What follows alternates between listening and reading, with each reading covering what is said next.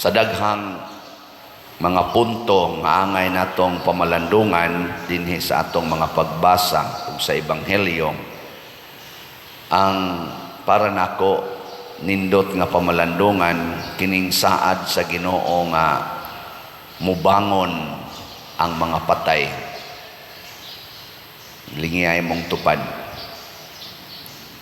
Ing na mutuo ka nga inikamatay nimo mubangon ra kag balik. Ing na ba? Usahay manggod hadlok kay tang mamatay. Pero gisaad naman des Ginoo, diris unang pagbasa niingon ang Ginoo, ako silang pabangonon o niya manibsib na sila or mangao na sila dihas kadalanan, di na sila gutomon, din na sila uhawon. Ana ingon dayon ang Israel, imo naman kung ikalimtan, iyong Ginoo pinangga ti kaw mura kag anak nga masuso. Ang inahan dili gid na malimot sa iyang anak nga masuso, pero matud pas Ginoo bisan paganig malimot ang usa ka inahan sa iyang anak nga masuso, ako dili gyud ko malimot nimo. Ingon ana ta kapinanggas Ginoo, iya tang pabangonon ini kamatay nato.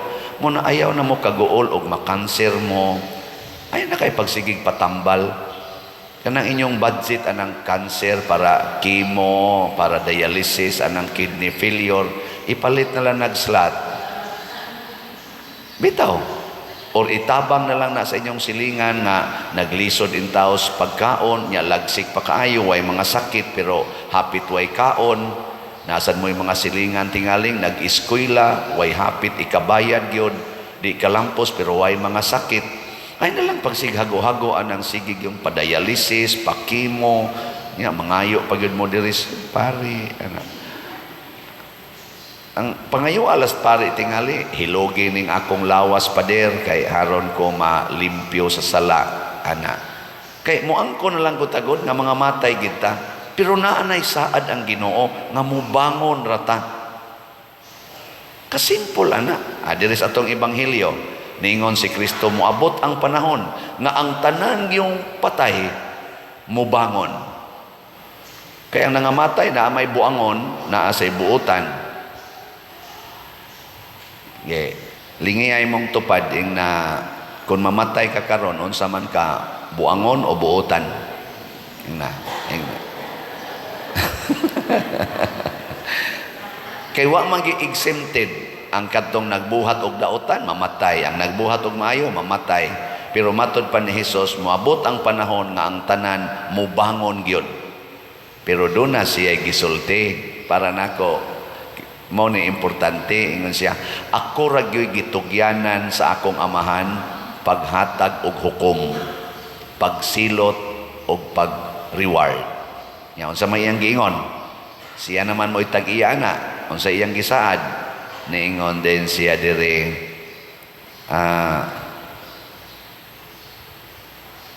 ay naman to mubangon sa luganan kadtong maayog binuhatan mabanhaw og mabuhi, og kadtong daotag binuhatan mabanhaw apan silutan.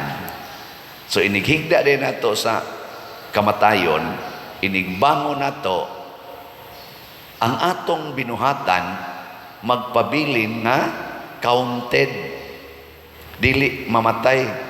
Di ka mo ingon nga patay naman na, wala na, limpyo na, dili counted ang atong binuhatan.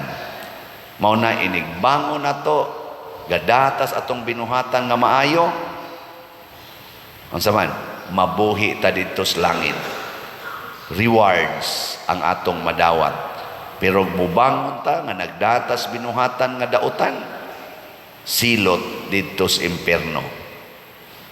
Mubdan ang uban mo ingon way impierno si Kristo dili mamakak, iya na gining giklaro nga ang patay mabanhaw gyud, pero naay mabanhaw aron moadto sa langit, naasay mabanhaw aron moadto sa impierno.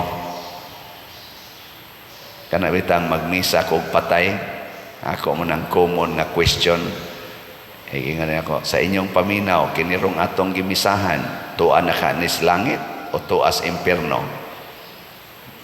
Ang tubag yun sa common nga tubag sa mga tagtungod o sa mga nanimba sa panahon sa wake mass, tuas langit, Father. Nakugiunsa ninyo pagsiguro, hilom dayon. Unsa man na nagpaila nga gusto gitag langit, gusto kita nga ang mamatay malangit, pero inigingon siguro nagyug ka nyag nagi mo ahat og tubag pagbuot las Ginoo Pader. Nako ha, pagbuot las Ginoo mao gani na inyong tinubagan, siguro na gining na impyerno. Kana bang moingon rata ba? Pagbuot las Ginoo Pader, o iya ba kong ibutang sa langit o iya ba kong ibutang sa impyerno? Pagbuot lang niya. Mao gani na atong tinubagan dinhis kalibutan, siguro gitang maimpyerno. Gilingay mong tupad. Ingna kon karon humas misa, mamatay ka, malangit ka. Ingna. Sige.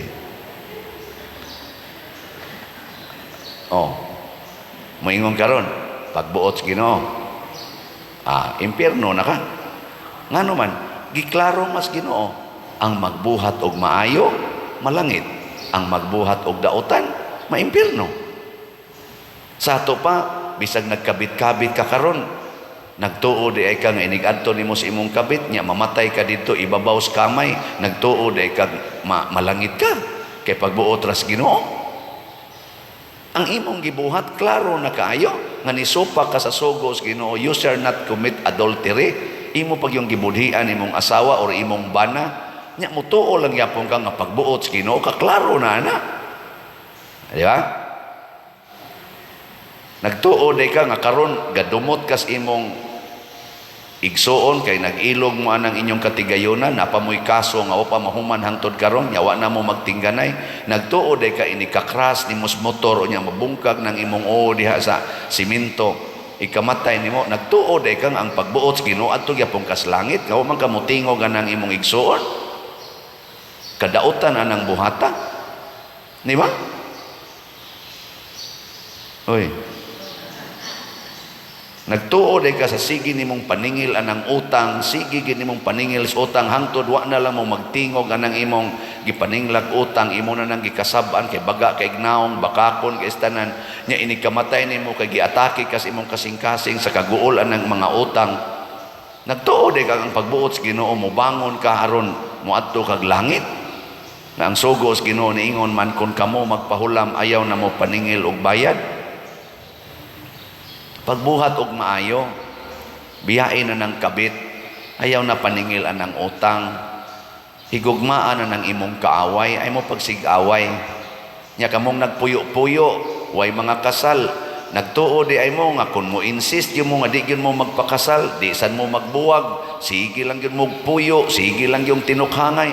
Nagtuo di ay mo inigkamatay ninyo ang pagbuot sa Ginoo, pabangonon mo kay patuon mo langit. Ingon ana na lang gyud ka simple ang inyong pagtan-aw sa Ginoo. Ing ka Ginoo, padiroy niingon ba ang Ginoo diha sa ibang sa kaning tubag nato sa Salmo, ang Ginoo maayo og maluluyon, dugay nga masuko. Nya nganong moingon man ka nga maimpirno, maobitaw ang Ginoo dugay nga masuko, kay bisan paghangtod sa kamatayon sige siyag hatag nato og chance to repent. Maobitan iyong Ginoo, ngarina mo nako, balik mo nako. Maobitaw kining atong Kwaresma, this is the time to repent. Pag hinumdom nga ang Ginoo gani nagpakamatay para nato, kita na ba'y dili magpakamatay para sa Ginoo aron malikayan ang atong mga sala. Repent. Ang Ginoo maayo og maluluyon, pero kutob ra gid na inighonong sa atong ginhawa. Ingon ana siya kapasensyoso. Tigilingay mong tupad. Ina hangtod karon open pa ang forgiveness. Ina. Na hangtod karon open pa ang forgiveness. Ayaw huwata nga manira ang 7-Eleven. Kay bisag 24/7 na sila manira ra gyud na. Mohunong ra gyud kaginhawa. Mo na mintras tanto nga naa kay 700 pesos ipalit na lang nag-slot. Usa na ka SBF dag, usa na sana siya ka DCHS. Ingka ako man ang ipalit og pagkaon, Father. Ay lang sa kaon karon kay Lenten season man, fasting lang sa ka. Og sa imong pagbuhat ana, imong nabuntog ang imong ka-dependent dihas kwarta aron lang ka mabuhi. Imong nabuntog ang imong pagka-attach anang kwarta aron lang ka malipay. Tilawi sad ang kalipay diha sa imong pag-give up anang kwarta ug sa imong paghigugma sa simbahan, sa imong paghigugma sa atong mga panginahanglan isip katilingban. Hunong ako noo sa nang imong individual concerns, kanang imong love of yourself. Hunong nga sa kuno na love kuno sa Ginoo ug sa iyang simbahan. Lingi-lingi usa ug unsay panginahanglan diha sa imong katilingban nya ihatag ang imong mahatag, mao nay buhat nga maayo. Ang buhat nga maayo mga igsoon mao ang pagbuhat og maayo para sa uban. Pero kung ang imong buhat nga maayo para ra gyud sa imong kaugalingon, mahimo na nang dautan. Musbon ako ha. Ang buhat nga maayo mao ang pagbuhat og maayo para sa uban. Dili ang pagbuhat og maayo para lang gyud sa imong kaugalingon, mahimo nang dautan. Example, motrabaho ka. Motrabaho ba? Mangumaba, mangisda, mag-drive adto sa opisina. Maayo na dili? Kusgang. Kung motrabaho ka kay ang sweldo gyud para nimo aron dili na ka maglisod nya, imo ginang i-promise nga kung naay manghuam nimo, imo yung tubuan, imo yung butangag interes aron nga di jud ka muus-us sa imong pagkabutang. Unsa man na? Maayo pa ng pagkatrabahoa o dili? Kay bawo man day mo. Dili na maayo. Pero mo trabaho kag maayo aron makasweldo ka, makapalit kag bugas ug uban pang palitonon nga makabuhi sa lawas ug sa kalag aron imong itabang sa inyong mga silingan nga wain taon ka trabaho kana maunay maayong mga tumong ug maayong mga buhat. Bisag wa pa ka kasweldo pero mauna nay naa si mong hunahuna ug mamatay man ka pananglitan, wa pa ka kadawat og sweldo, malangit na ka nganuman ang imong desire ni haom na sa kabubuton sa Ginoo. Oh. Sige, katapusang lingi sa imong tupad. Ingna ato nang ibutang ang desire na karong si manaha mutabang tas atong silingan. Sige, ingna. Ibutang ba?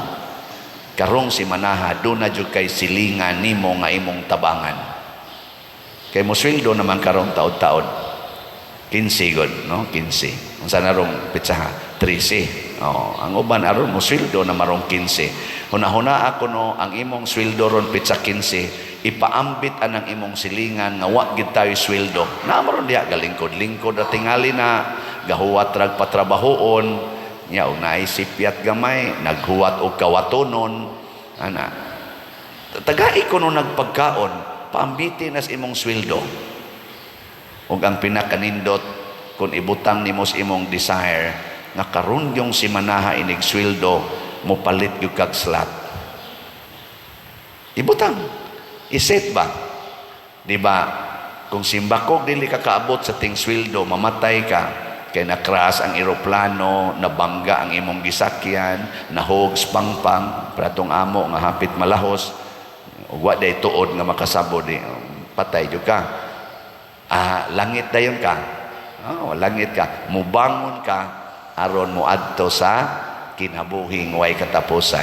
Pero magsige kag ingon, akong sweldo, ako na sa ning pakuluran, akong buhok ron, ako na sa ning ipabusab akong kilay, ipalit na sa ning ako bagong sinina kay puol na kay ning sigsul o baning kuan, bag-o na sang sapatos, ana maningil pa ko atong utang kay kuwang ra baning akong idatas akong motor, ako tong idugang aning akong sweldo. Mao ra gina imong ginahuna nya mokalit kag kabangga na asa ka kapadong, di ba? Na salamat sa atong mga kaigsuonan nga nagsigig palit og slots. Unsa man ang atong SBF DAG or San Vicente Ferrer's Daily Abundant Graces na anatay halin nga niabot nag 15,001 slot, na apay 44,999 slots nga available nga tag 500 pesos per slot para ni sa atong kumbinto. Mahuman gini atong kumbinto anig dali, sige mo palit og SBF DAG 500 ra man dali ra ning paliton oy. Nya nga to sang special slot nga Divine Cleansing, Healing and Strength or DCHS para ni sa atong pista o sa atong Holy Week celebrations na nasa tayhalin nga 6,485 na apay 23,515 ka slots. Tag 200 pesos ra gid ni per slot, no? Og ato ning paliton, layo ra kayong pizza 12 sa Abril, hurot na ni 23,515 kajutay ra ni. Yan nasa ni siya 22 slot challenge nga tag 4,400 per challenge na nasa tay na dawat nga 125 ka 22 slot challenge. Malipay ta ani o maguol? Malipay. Kani silang tanan nga nipalit og slots, kitang tanan nga nipalit og slots. In kasog mga matay ta karon, mamangon gyud ta nga moadtos kinabuhi. Ang atong pakpakan ang namalit og slots. Salamat kayo. Makatabang kayo ang atong mga pag-inambitay. Mao ni ang mensahe aning Synodal Church, synodality. Karon ra ba ang final nga pagpamalandong sa synodality sa simbahan? Muna nagsugod sa tadinhis atong synodal worship.